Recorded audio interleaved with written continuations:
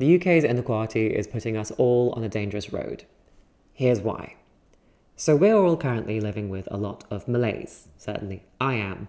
Whether it's anxiety about the economy, our crumbling public services, the climate collapse that's ongoing, the rise of the far right, whatever Elon Musk happens to be doing right now, it's worth taking a step back and looking at some of the root causes of this. And one of the biggest ones is the UK's very high level of inequality.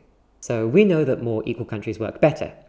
In 2009, professors Kate Pickett and Richard Wilkinson wrote the book The Spirit Level. And in this book, they present evidence that when you look at countries as rich as the UK, it's the more equal ones that are doing better.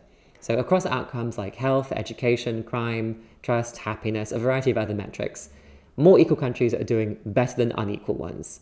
The problem is we're not on that road. The UK is actually the second most unequal large rich country. By some measures, we're actually the most unequal country, so hooray, we beat America. And the 50 wealthiest families in the UK now have more wealth than half of the entire country put together. So just 50 families have more wealth than 34.2 million people. So what this inequality is doing is it's making us all worse off. It's created an economy that's rigged to benefit the richest at the expense of the rest of us through relying on unsustainable consumption and exploitation of workers.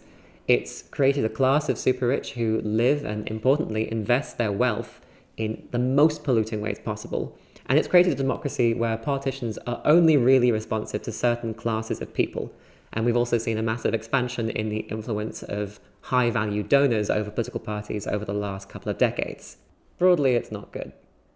And that's why the government's approach of sticking with deep cuts for us and preserving the wealth and power of the super rich is such a dangerous path for us to be on. Polling indicates that all of the UK political parties are deeply unpopular, especially the two main UK-wide parties of government. Trapping us in this crisis and refusing to take action is draining support for our entire social and political model. Across the 20th century, as societies in Europe and the Anglosphere became more equal, we saw what historians call the happiness revolution. People became more happy, reported increased well-being as more investment was made in public services and their quality of life. That happiness revolution stalled in the 1980s as society started becoming more unequal again. And now what we see instead is people questioning the legitimacy of our entire system because it isn't making us happy. And that's one of the big reasons why the surge in support for the far right hasn't just been a political one, but a cultural one. And it's why we have to start taking inequality seriously. It's not a symptom, it's not an afterthought, it's a crucial link in the vicious cycle, and we have to address it.